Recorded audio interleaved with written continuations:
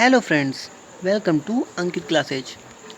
आज हम आप लोगों को क्लास 10th के विज्ञान के फर्स्ट लेसन जो है रासायनिक अभिक्रियाएं एवं समीकरण को आज हम आप लोगों को पढ़ाएंगे। तो सबसे पहले आइए हम जान लें कि ये किस श्रेणी में आता है। ये रासायनिक अभिक्रिया एवं समीकरण जो है, ये नाम से ही लग रहा है कि ये जो है रसायन विज्ञान में ही आता होगा। तो चलिए हम पाठ को पहले प्रारंभ करते हैं। जैसा कि आप लोग देख रहे हैं कि पाठ ही है रासायनिक अभिक्रिया एवं समीकरण। तो सबसे पहले हम क्वेश्चन ये उठाते हैं कि रासायनिक अभिक्रिया क्या है।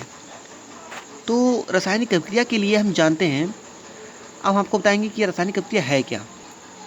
इसकी सीधी परिभाषा यही है कि जब दो या दो से अधिक पदार्थ मिलकर नए गुणधर्म वाले पदार्थ का निर्माण करते हैं तो इसे रासायनिक अभिक्रिया कहते हैं। एकदम सिंपल सा है, इसे आप याद भी कर सकते हैं और इसे आप अगर अपने नोटबुक में उतार लेते हैं तो आपके लिए और भी बढ़िया हो जाता है। अगर इसके उदाहरण के बारे में देखा जाए तो हम पाते हैं कि H2+O इक्वल टू H2O यानी जल। हाइड्रोजन और ऑक्सीजन जो हैं ये अलग अलग गुणधर्म वाले पदार्थ हैं, यानी कि हाइड्रोजन आपका गैस है, ऑक्सीजन भी गैस है, लेकिन मिलकर क्या कर रहे हैं, जल जो कि द्रव्य है, मतलब एक्वायर्ड है। तो ये जो है ये क्या हो रहा है, यहाँ पे अलग गुणधर्म का पदार्थ निर्मित कर दे रहा है। ठीक है, तो ये हो गया हमारा रासायनिक अभिक्रिया। अब हम जानेंगे कि जब हम रासायनिक अभिक्रिया करते हैं तो उस समय हमारे जो है परिवर्तन किस प्रकार से होते हैं, हमें कैसे पता लगेगा कि वहाँ पे रासायनिक अभिक्रिया हुआ है। तो जैसा कि हम जानते हैं रासायनिक अभिक्रिया के दौरान परिवर्तन होता है, तो हम देखते हैं कि कहीं पे उसका जो है तापमान परिवर्तित हो जाता है, कहीं पे अवस्था ही परिवर्तित हो गई है। जैसा कि हमने अभी देखा कि गैस और गैस मिलकर के क्या बना रहे हैं, जल का निर्माण कर रहे हैं, तो यहाँ पे अवस्था परिवर्तित हो गई। कहीं कहीं पे रंगों में भी परिवर्तन हो जाता है। हम लाल कलर का पदार्थ और सफ़ेद कलर का पदार्थ अगर मिलाते हैं तो हमें कहीं कोई अन्य कलर प्राप्त हो जाता है। तो यहाँ पे रंग भी जो है परिवर्तित हो जाता है, कभी कभी गैस का निकास भी हो जाता है। तो इस प्रकार से रासायनिक अभिक्रिया के दौरान क्या होते हैं, परिवर्तन होते हैं। तो जैसा कि हम जानते हैं कि कुछ ही ऐसे स्कूल होते हैं जहाँ पे ये रासायनिक अभिक्रियाएँ करके दिखाई जाती हैं, लेकिन अगर हम अपने आसपास में ही ध्यान दें तो हम अपने आसपास में ही बहुत सी ऐसी अभिक्रियाएँ हम देख सकते हैं जो कि रासायनिक अभिक्रिया हम उन्हें कह सकते हैं। जैसे हम खाना खाते हैं और हमारा खाना जो है वो पच जाता है, जिससे खाने में जो तत्व होते हैं जैसे आयरन हो गया और प्रोटीन हो गया, विटामिन्स हो गए, सब हमारे शरीर को प्राप्त हो जाते हैं। लेकिन जो अपशिष्ट होता है वो शरीर से बाहर निकाल दिया जाता है। तो यहाँ पे क्या होता है, ये जो पदार्थ हैं जो हम खाएं मतलब कि भोजन किए हैं वो पच जाता है। तो ये भी एक रासायनिक अभिक्रिया है। लोहा अगर जो जंग लग जाता है तो उसमें तो क्या होता है, H2O और जो आयरन है उसमें जो है मतलब एक दूसरे से क्या कर लेते हैं, अभिक्रिया कर लेते हैं। तो क्या होता है, वहाँ पे जो लोहा होता है उसमें जंग लगने लगता है, तो वो भी एक रासायनिक अभिक्रिया हो। श्वसन, हम श्वसन में क्या करते हैं, O2 के साथ, वैसे तो बहुत सारे ग्रहण करते हैं लेकिन अंदर हम क्या करते हैं, हमारे रक्त जो मतलब रुधिर में होता है वो उसमें हमारा क्या जाता है, ऑक्सीजन जाता है। लेकिन जब दहन होता है, दहन की क्रिया होती है, तो क्या होता है, वो कार्बन डाइऑक्साइड के रूप में बाहर निकलता है। तो यानी O2 प्रवेश करता है लेकिन CO2 निकल जाता है। तो यहाँ पे भी क्या हो रहा है, रासायनिक अभिक्रिया हो रहा है। दही में भी मतलब रासायनिक अभिक्रिया ही होता है। तो इस प्रकार से बहुत सी ऐसी अभिक्रियाएँ हैं जिन्हें हम रासायनिक अभिक्रिया कह सकते हैं, जो कि हमारे आसपास ही पाई जाती हैं। अब हम जानेंगे कि जो रासायनिक अभिक्रिया है इसके अंग कौन से होते हैं। ठीक है, तो रासायनिक अभिक्रिया में जो है दो अंग होते हैं, एक होता है अभिकारक और एक होता है उत्पाद। तो अभिकारक जो होता है उसका परिभाषा लिखा हुआ है, उसका परिभाषा ये होता है कि ऐसे पदार्थ जो रासायनिक अभिक्रिया में भाग लेते हैं वो अभिकारक कहलाते हैं। अब जैसे कि हमने उदाहरण लिया था H2O, H2+O equal to H2O, तो वहाँ पे H2 और O जो हैं वो क्या किए हैं, भाग ले रहे हैं और तब H2O का निर्माण कर रहे हैं। तो यानी भाग लेने वाले वही हैं, इसीलिए वो क्या हो जाएंगे, अभिकारक। और उत्पाद वो है जो रासायनिक अभिक्रिया के पश्चात उत्पन्न हो जाए वही उत्पाद कहलाता है। तो अभिक्रिया होने के बाद क्या हमें मिला, H2O मिला, तो इसलिए हमें क्या प्राप्त हुआ, H2O, जो कि क्या है, उत्पाद हो गया। तो ये हैं रासायनिक अभिक्रिया में भाग लेने वाले अंगक।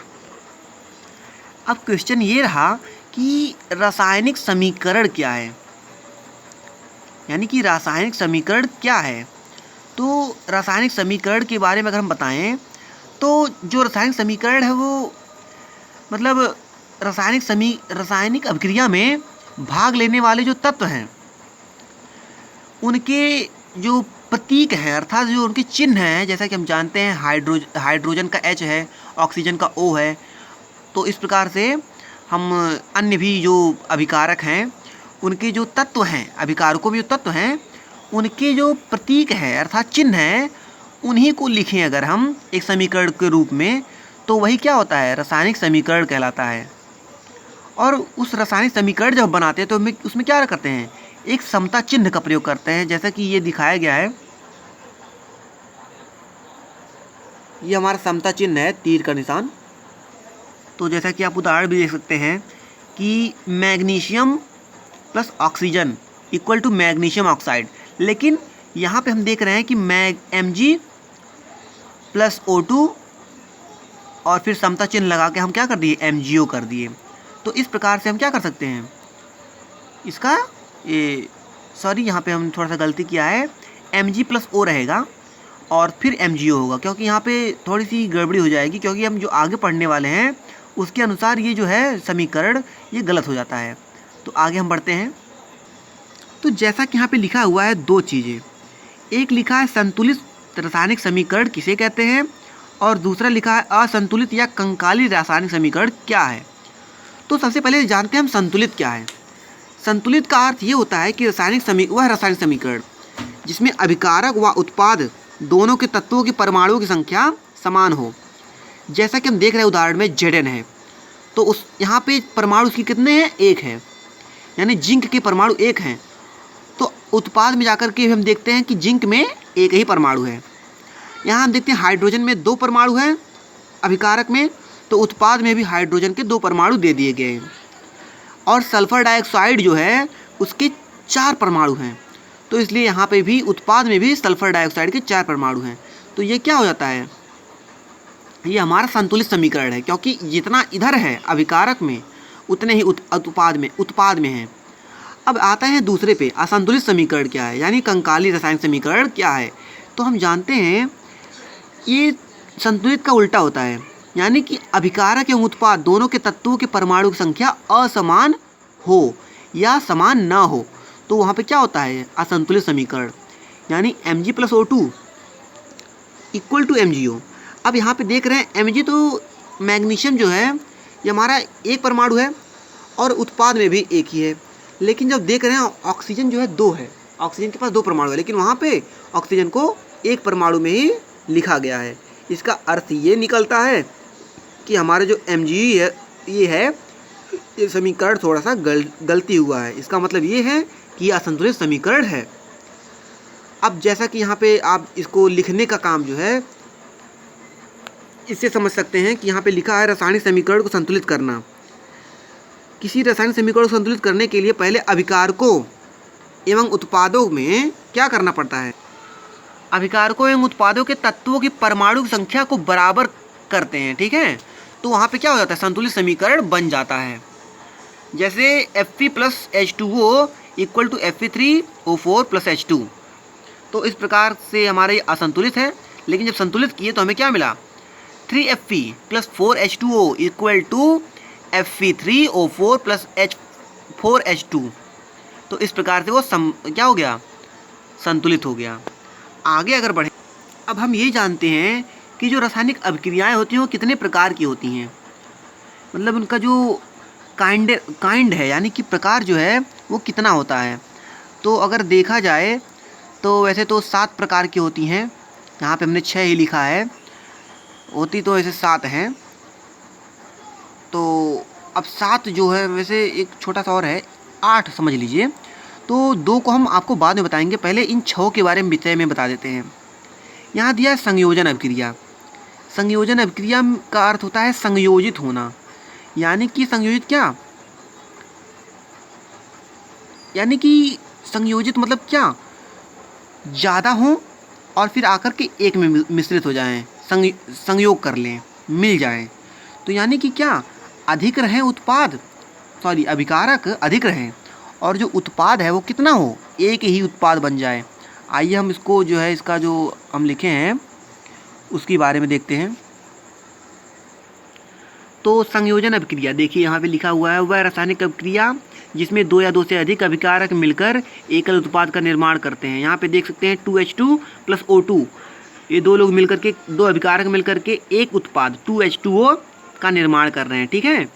तो इस प्रकार से हमारा हो जाता है रासायनिक अभिक्रिया, जिसके कहते हैं संयोजन अभिक्रिया, ठीक है। ये पहला हमारा अभिक्रिया हो जाता है। अब दूसरे पर जाते हैं। दूसरा हमारा है वियोजन या अपघटन अभिक्रिया। तो वियोजन अभिक्रिया जो है ये होता है क्या, कि ये सीधा सीधा संयोजन का उल्टा होता है, कि एक वहाँ पे दो मिल करके एक बना रहे हैं, यहाँ पे एक टूट करके दो बनेगा। यानी कि वह रासायनिक अभिक्रिया जिसमें एकल अभिकारक टूटकर छोटे छोटे उत्पादों का निर्माण करते हैं, वियोजन या अपघटन अभिक्रिया कहते हैं। वैसे देखा जाए तो इसमें आवश्यक ये है कि रासायनिक मतलब ये संयोजन में दो या दो से अधिक अभिकारक मिलकर के किसी एकल उत्पाद का निर्माण करें, और इसमें जो है कोई एकल उत्पाद टूट करके ढेरों क्या कहते हैं अभिकारकों का निर्माण करता है, तो उत्पादों का निर्माण करें, वही वियोजन अभिक्रिया हो जाती है। सो फ्रेंड्स, आज के लिए बस इतना ही, और आगे के जो मतलब रासायनिक समीकरण हैं, जो रासायनिक समीकरणों के प्रकार हैं, वो हम आपको अगले वीडियो में बताएंगे। So please like, subscribe, press the bell icon, and most important comment please. Okay.